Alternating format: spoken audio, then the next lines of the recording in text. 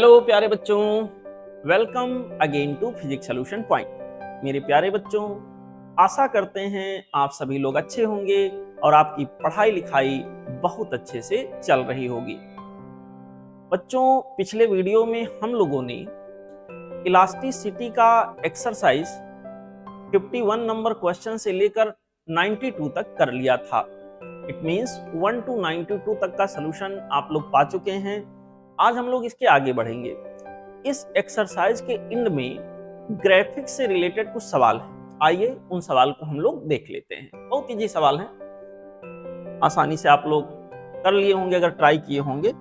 Although अगर कोई problem है तो यहाँ इस सॉल्यूशन से रिजॉल्व हो जाएगा। देखिए पहला सवाल बेटा, कहा गया है the potential energy U between two molecules as a function of distance x between them has been shown in the figure.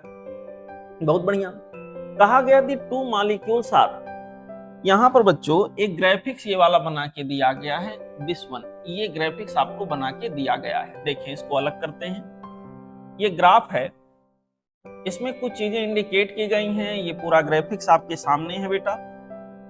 यहाँ पे कोशिश करते हैं इसको समझने की, कैसे क्या यहाँ के अंदर चीजें दी गई हैं, समझने का प्रयास करते हैं। देखो मेरे प्यारे बच्चों, इस ग्राफिक्स में देखिए पोटेंशियल, इधर से आते हैं, दो एटम्स के बीच का जो सेपरेशन है, एक एटम ये रहा, एक एटम ये रहा, इनके बीच में बच्चों कुछ सेपरेशन रहा होगा।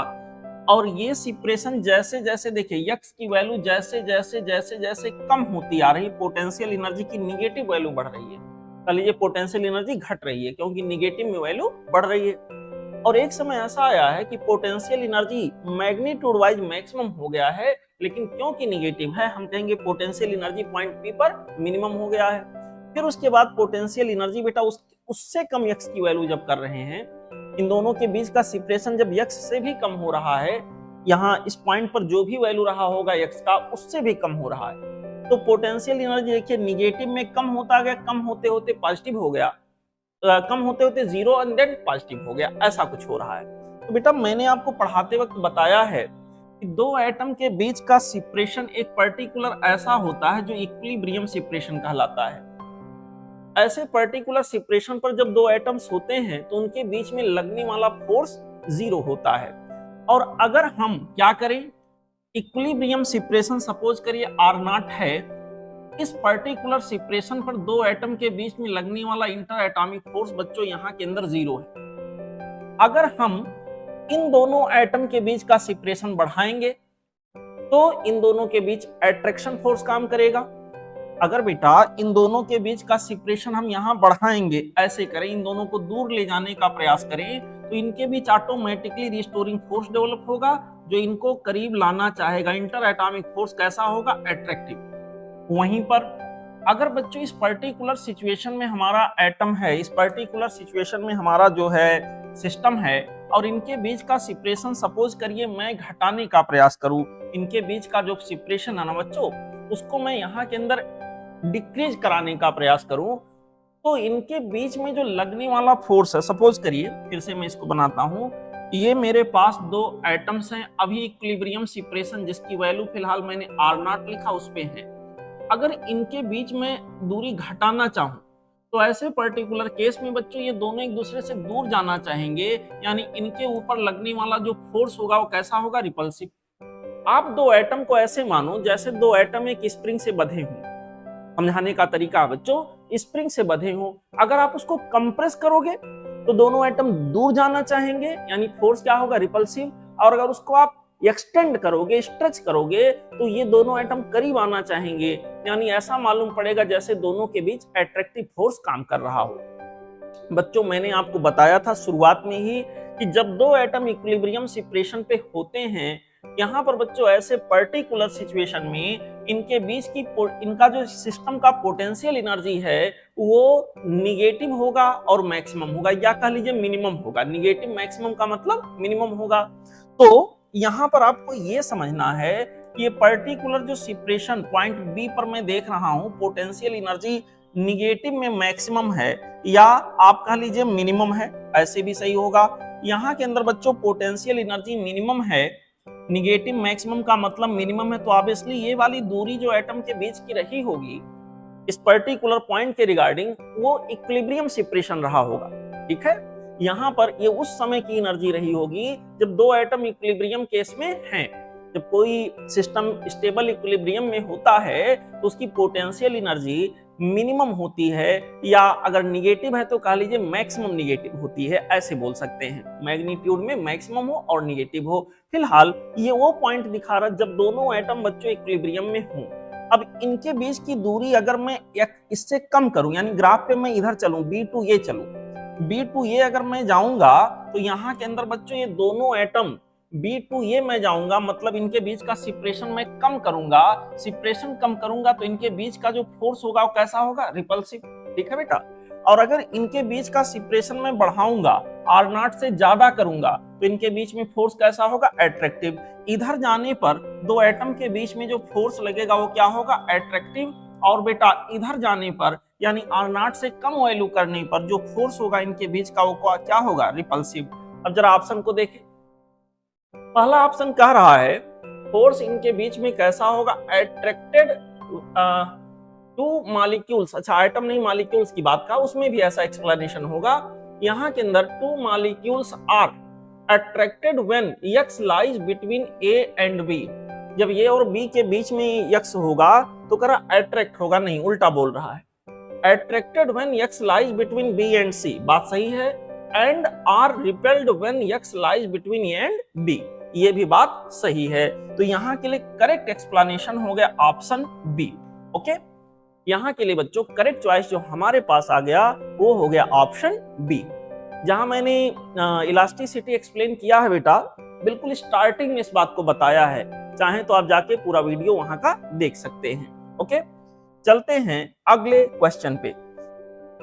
देखिए अगला सवाल हमारे पास जो है वो कुछ ऐसे है बेटा। यहाँ के अंदर क्या बोला गया है?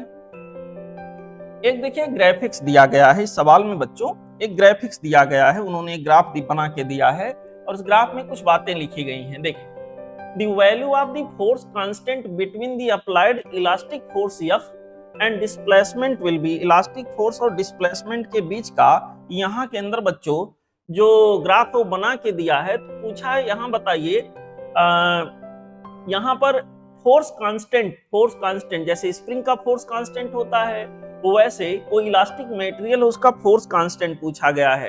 फोर्स कांस्टेंट का मतलब फोर्स पर यूनिट डिस्प्लेसमेंट।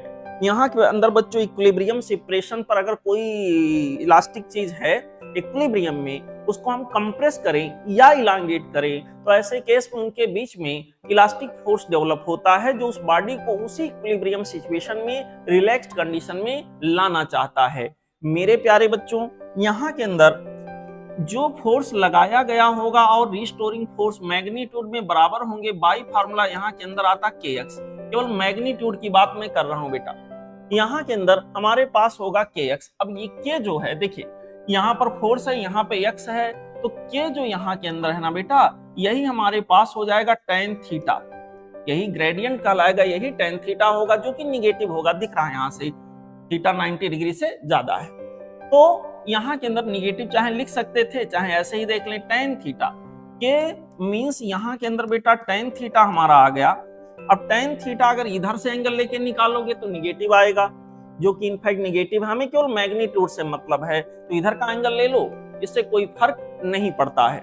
मेरे प्यारे बच्चों, यहाँ पर इसको मैं लिख देता हूं tan 30 डिग्री, मैग्नीट्यूड वही आएगा tan 30 degree. tan 30 degree means यहाँ के अंदर दिस बाई दिस होगा, फोर्स पर यूनिट डिस्प्लेसमेंट के हिसाब से हमको आंसर मिल जाएगा। और tan 30 डिग्री की वैल्यू आप सबको पता है बच्चों कितना होता है, 1/√3। यहाँ के अंदर यह आ जाएगा 1/√3 और इसका यूनिट जो होगा वो हो जाएगा यहाँ के अंदर न्यूटन पर मीटर। ठीक है, न्यूटन पर मीटर। तो बच्चों यहाँ के लिए जो करेक्ट चॉइस हमारे पास आ गया वो हो गया ऑप्शन बी। ओके बच्चों, चलते हैं अगले क्वेश्चन पे। देखिए हमारा अगला सवाल यहाँ पे आ गया, क्वेश्चन नंबर 3।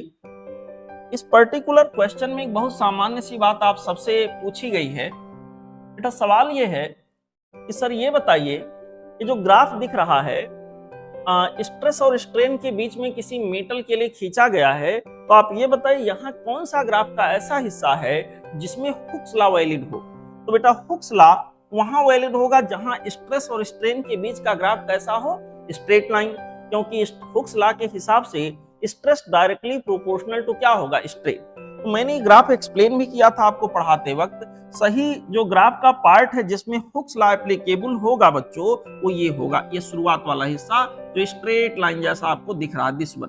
ठीक है, बाकी आगे जाके ग्राफ कर्व हो गया है, ओ से ये में कोई डाउट नहीं है। पॉइंट ओ से अगर ये तक में हम जाते हैं तो ग्राफ एग्जैक्टली यहाँ के अंदर हमें स्ट्रेट लाइन दिख रहा है, यहां से यहां तक का। मेरे प्यारे बच्चों, इसका ये मतलब हुआ कि अगर मैं यहां पर ये सोचूं कि हुक्स लॉ ग्राफ के कौन से हिस्से के लिए फॉलो हो रहा होगा, तो लगभग ये ग्राफ ऐसे ही बनाने का प्रयास किया गया है, ओ टू ये। तो इसका सही जवाब हुआ ऑप्शन ये। ठीक है बच्चा, चलते हैं अगले क्वेश्चन पे। बच्चों हमारा अगला क्वेश्चन है क्वेश्चन नंबर 4। देखते हैं क्या है इसमें। क्वेश्चन नंबर 4 में कह रहे हैं The diagram shows a force extension graph for the rubber band. Consider the following statements. किसी रबर बैंड के लिए, मतलब किसी इलास्टिक मटेरियल के लिए बच्चों फोर्स और एक्सटेंशन के बीच का ग्राफिक्स आपको दिया गया है। चलिए इसको देखते हैं क्या है। मेरे प्यारे बच्चों, ये वाला ग्राफ थोड़ा एक्सटेंड कर दें, बड़ा कर दें इसको। ये ग्राफ आपको दिया गया है। अच्छा, आपसे ये पूछा गया, 3 स्टेटमेंट दिए, फिर ऑप्शन बनाया गया है। हुआ क्या होगा बच्चों, किसी बॉडी के ऊपर फोर्स लगा के खींचे होंगे, एक्सटेंड कराए होंगे, फिर कंप्रेस कराए होंगे। यहां पर देखिए एक्सटेंड होने का रास्ता अलग है, कंप्रेस होने का रास्ता अलग है। बच्चों इस सवाल में एक्चुअल जो सवाल है इसको थोड़ा करेक्शन कर लीजिएगा। एक्चुअल जो सवाल यहाँ के अंदर है उसमें जो ग्राफिक्स गया हुआ है वो इधर का येरो ऐसे रहेगा, यहाँ पर जो येरो जा रहा बच्चों वो इस रास्ते पर ऐसे जा रहा होगा। मैं सही कर दूं, यहाँ का जो एरो होगा ना बेटा वो ऐसे होगा, इस वन, और यहाँ का जो एरो होगा वो ऐसे होगा। ये ओरिजिनल सवाल ऐसा है। यहाँ ग्राफिक्स बनाते समय, इस प्रिंटिंग के समय, टाइप के समय कोई दिक्कत हो गई होगी, यहाँ ये एरो उल्टा दिख गया है। तो फिर से रिपीट कर देता हूं बेटा, ये जो यहाँ के अंदर एरो है ये इधर है और ये इधर है। तो तब मिला जुला के कहानी ये है कि पहले जो हमारा रबर या जो भी इलास्टिक मटेरियल रहा होगा, जो भी इलास्टिक मटेरियल बच्चों रहा होगा, वो देखिए उसका लेंथ क्या हो रहा है, बढ़ रहा है। उसका लेंथ बढ़ने का मतलब ये हुआ कि यहाँ पर ये ग्राफ का जो हिस्सा है ये एक्सटेंशन को दिखाएगा। ये हिस्सा बच्चों एक्सटेंशन को दिखाएगा, और ग्राफ का जो ये हिस्सा है जिसमें ग्राफ यूं चल रहा है, सही से अगर इसको मॉडिफाई करें तो ग्राफ यूं चलना चाहिए एक्चुअल सवाल के हिसाब से। यहाँ के अंदर बच्चों ये कंप्रेशन को दिखा रहा है। ठीक है, ये कंप्रेशन को दिखा रहा है। अब अगर ध्यान दीजिए तो पहला ऑप्शन कर, it will be easier to compress this rubber than expand it. मेरे प्यारे बच्चों, इसको कंप्रेस करना आसान होगा कह रहा। जरा देखते हैं। मान लो बच्चों मैं यहां से एक लाइन खींच दूं, ऐसे यहां से बेटा एक लाइन खींच दिया मैंने।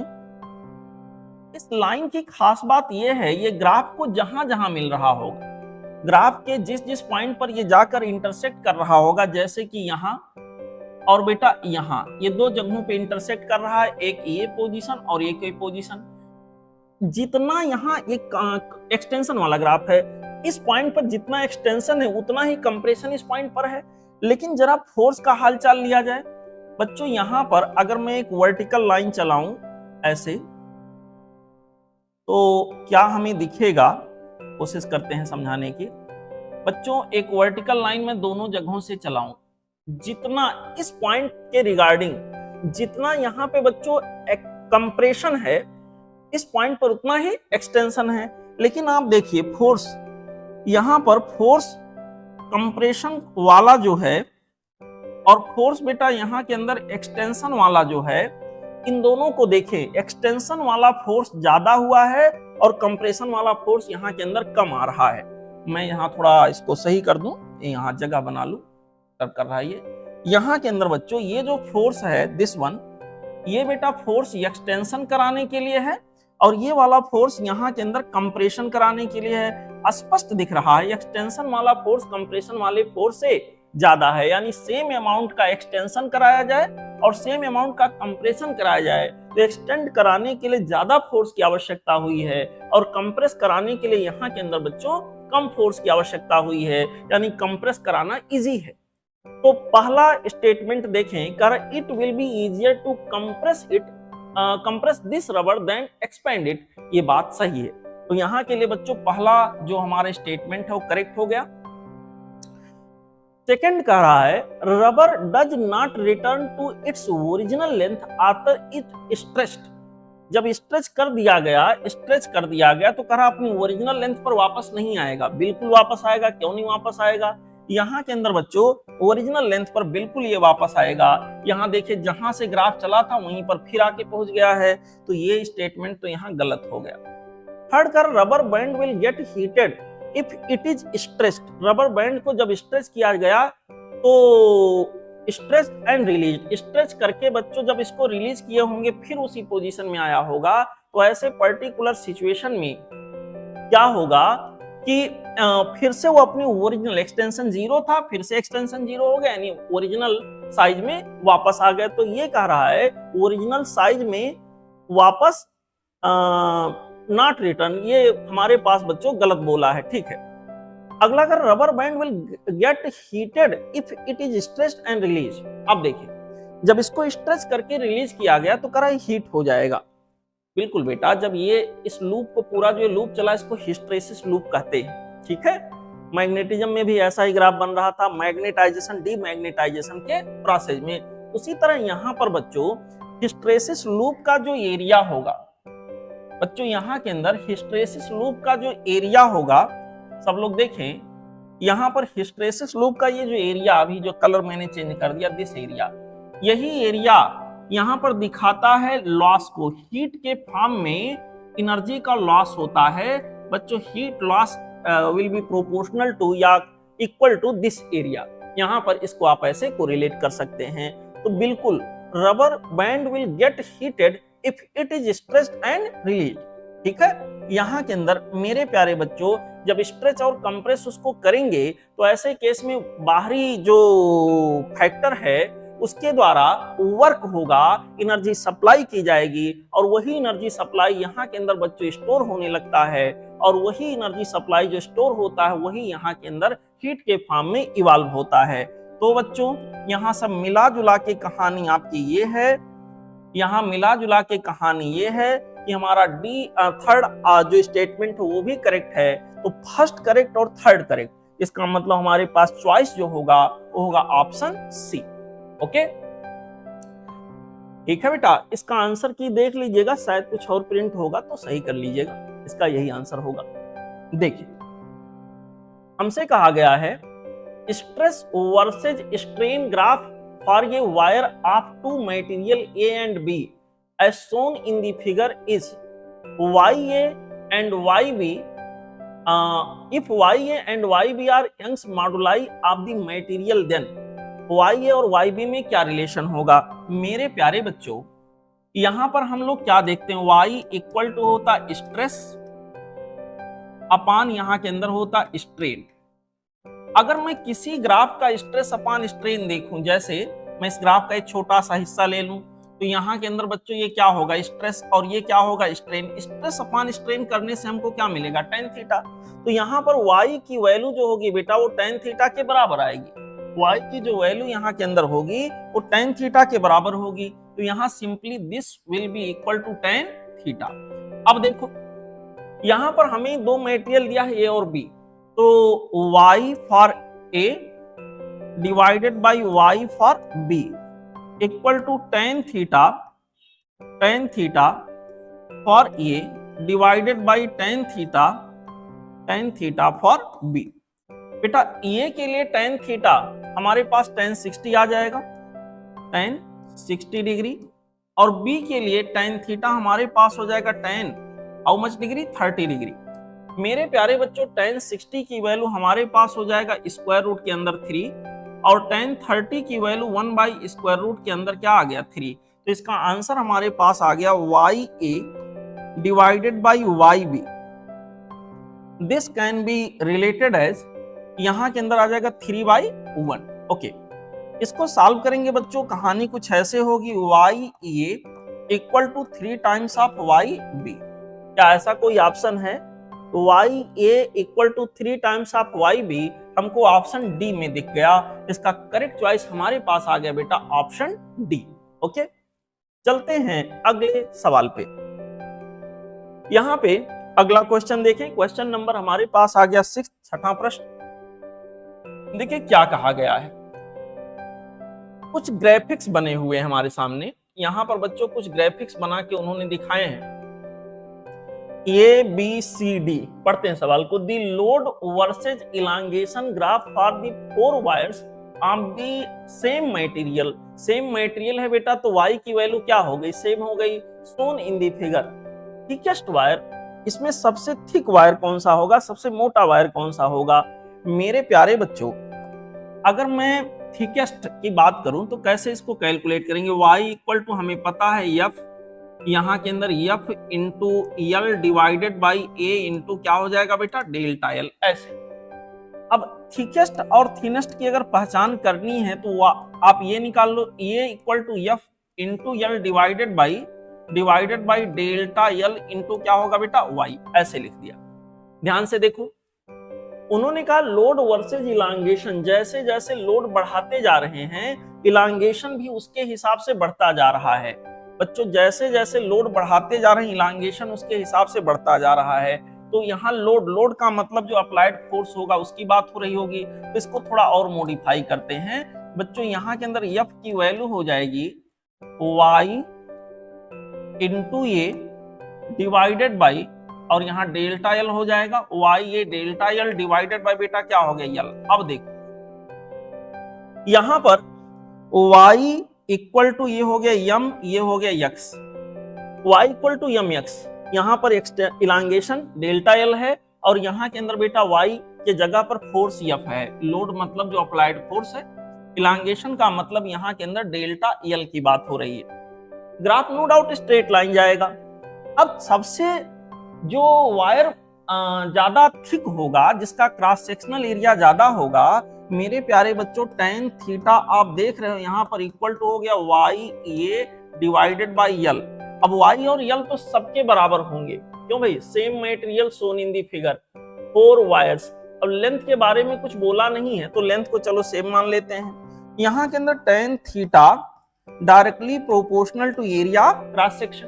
ठीक है बेटा, एरिया ऑफ क्रॉस सेक्शन जिसका ज्यादा होगा उसका tan थीटा भी ज्यादा होगा, और जिसका tan थीटा ज्यादा होगा उसके लिए थीटा भी ज्यादा होगा. तो सबसे ज्यादा थीटा मैं देख रहा हूं किसमें है? डी में.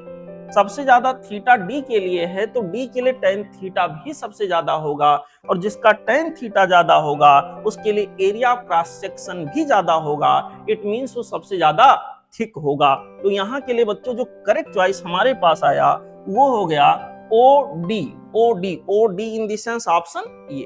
ठीक है, समझ में आया बेटा? चलते हैं अगले क्वेश्चन पे. देखें सब लोग, अगला सवाल बच्चों हमारे पास है क्वेश्चन नंबर 7. इसमें करा ग्राफ शोज द एक्सटेंशन. यहां पर बच्चों एक्सटेंशन डेल्टा L ऑफ ये वायर ऑफ लेंथ 1 मीटर. कोई वायर है, उसमें एक्सटेंशन का ग्राफ यहाँ के अंदर बच्चों लोड और एक्सटेंशन के बीच में ग्राफ बनाया गया है, और इसका जो लेंथ था शुरुआत में वो डेल्टा L था, माफ करिएगा लेंथ 1 मीटर था. Suspended from the top of a roof at one end with ये load W connected to the other end. If the cross sectional area of the wire is 10 की power -6 metre square, calculate the Young's modulus of the material of the wire. बच्चों यहाँ के लिए ये axis पर extension L नहीं बल्कि delta L है. यहाँ के अंदर डेल्टा L को रिप्रेजेंट किया गया है ऐसे. यहाँ के अंदर बच्चों डेल्टा L को रिप्रेजेंट किया गया है. तो आप देखते हैं किसी एक पॉइंट को पकड़ें, जैसे यहाँ पर मेरे प्यारे बच्चों डेल्टा L यहाँ के लिए 1 है, तो यहाँ पर लोड की वैल्यू 20 न्यूटन है. हमें यंग मॉडुलस कैलकुलेट करना है, तो यहाँ यंग मॉडुलस की वैल्यू हमारे पास हो जाएगा F into L divided by A into delta L. ऐसे मेरे प्यारे बच्चों, इस पर्टिकुलर पॉइंट के रिगार्डिंग जो लोड है वो 20 न्यूटन का है। यहाँ के अंदर बच्चों ये हो गया 20 न्यूटन है, कोई दिक्कत नहीं। जो ओरिजिनल लेंथ था, सवाल में एग्जैक्टली मेंशन है कि ओरिजिनल लेंथ इसका 1 मीटर का था, divided by cross sectional area जो ओरिजिनल वाला था दैट वाज 10 की पावर -6 मीटर स्क्वायर, कोई दिक्कत नहीं। डेल्टा एल, इस पर्टिकुलर पॉइंट के करस्पॉन्डिंग जो हमारे पास डेल्टा एल है वो होगा 1 × 10 की पावर -4। ये ब्रैकेट देखिए यूनिट किस में लिखा है, तो यहाँ के अंदर हो जाएगा 1 × 10 की पावर -4 मीटर। बच्चों इसको सॉल्व करेंगे तो यंग मॉडुलस जो हमारा आ जाएगा वो होगा 20 मल्टीप्लाइड बाई 10 की पावर -10, ऊपर लेके गए 10 की पावर क्या आ गया 10। ये हो गया बच्चों हमारे पास 2 मल्टीप्लाइड बाई 10 की पावर 11, ये हो गया इसका आंसर। बच्चों इसका यूनिट हो जाएगा न्यूटन पर मीटर स्क्वायर, ठीक है, ऐसा कुछ। तो इसके लिए करेक्ट चॉइस जो हमारे पास बना वो हो गया बेटा ऑप्शन नंबर ये। ओके, ठीक है, चलते हैं बच्चों अगले क्वेश्चन पे। यहां पे अगला सवाल हमारे पास आ गया क्वेश्चन नंबर 8। क्वेश्चन नंबर 8 में कहा गया है ये wire of length L area of cross section ये is hanging from the fixed support, the length of the wire changes to L1 when mass capital M is suspended from its free end. जब free end से capital M mass suspend किया गया है तो उस समय जो इसका लेंथ है वो L1 हो गया, L से बढ़कर L1 हो गया। हमसे कहा गया एक्सप्रेशन ऑफ यंग मॉडुलस क्या होगा। मेरे प्यारे बच्चों, बहादुर बच्चों, अच्छे बच्चों, सच्चे बच्चों, सपोज यहाँ पर बेटा कोई फिक्स्ड सपोर्ट हो, ऐसे कहीं कोई जगह ले लिया, ये फिक्स्ड सपोर्ट कोई सीलिंग, कोई छत, कोई जगह है, यहां से एक वायर बांध देते हैं, एक रॉड ऐसे लटका देते हैं, ये कोई सा एक वायर है। चलो सर इसका कुछ लेंथ रहा होगा, पता नहीं कितना था लेकिन कुछ लेंथ इसका रहा होगा, ठीक है। इसका लेंथ अच्छा दिया भी है, लेंथ इसका जो शुरुआत में था वो यल था, इसको कहीं रिजिड सपोर्ट से ऐसे टैग कर दिया गया, बांध दिया गया। अब क्या होगा, अब इसके ऊपर जा रहे हैं एक लोड लटकाने। इसके ऊपर बच्चों जब कोई लोड हैंग कराएंगे, सपोज इसके ऊपर मैंने कोई मास ला करके लटका दिया, ऐसा कोई एक टुकड़ा, एक कोई ब्लॉक ला करके मैंने यहाँ हैंग करा दिया, इसके दूसरे एंड से यहाँ पर ला के इसको टैग कर दिया, देन आगे क्या होने वाला है थोड़ा विचार करते हैं। मेरे प्यारे बच्चों, यहाँ पर इसके अंदर इसको ला करके मैं एक लोड यहाँ के अंदर कनेक्ट कर रहा हूँ, देखते हैं यहाँ के अंदर क्या होने वाला। जब ये कनेक्शन करेंगे तो ये थोड़ा सा एक्सटेंड होगा ऐसे, यहाँ पर एक्सटेंड होगा। जो लेंथ पहले यल था वो यल प्लस डेल्टा यल हो जाएगा। यहाँ के अंदर बच्चों जो लेंथ पहले यल था, यल में कुछ चेंज होगा, सपोज यहाँ डेल्टा यल हो गया, टोटल लेंथ सवाल बता रहा क्या हो गया L1, टोटल लेंथ यहां से यहां तक का क्या है L1 है। हमसे कह रहा सर बताइए यहाँ यंग मॉडुलस क्या रहा होगा। बच्चों इसको लटकाने से, इसको हैंग कराने से इसके ऊपर एक फोर्स लगा होगा M × G, जिसकी वजह से यहाँ एक्सटेंशन आया है। तो यंग मॉडुलस को हम लोग ऐसे डिफाइन करते हैं Y = F × L divided by A × delta L। यहाँ के अंदर होगा A × डेल्टा L, ठीक है बेटा, यहाँ पर A × डेल्टा L। अब देखो F इन दी सेंस क्या हो गया M × G, L इसका एक्चुअल लेंथ है that is L, divided by ये इसका एरिया ऑफ क्रॉस सेक्शन। बच्चों हमको बताया गया है सीधे सीधे original area of cross section ये है, और डेल्टा L जो यहाँ डेल्टा L है वो कितना हो जाएगा, डेल्टा L = L1 एक्सटेंड होने के बाद का लेंथ और एक्सटेंड होने के पहले का लेंथ, L1 माइनस क्या हो जाएगा बेटा L। तो यही इसका आंसर आ जाएगा, मिला लीजिए MGL डिवाइडेड बाई ये, ब्रैकेट में आ गया L1 - L। Option C would be the correct choice for this particular question. अच्छा मेरे प्यारे बच्चों, तो इस तरह से ये समाप्त होता है, खत्म होता है एक्सरसाइज। अच्छे से सवाल को आप करिएगा, फिर भी अगर कोई डाउट अभी भी है आपके दिमाग में तो आप पूछें, कोचिंग पे आके पूछें, मैसेज करके पूछें, आपको सारी चीजें अलाउड हैं।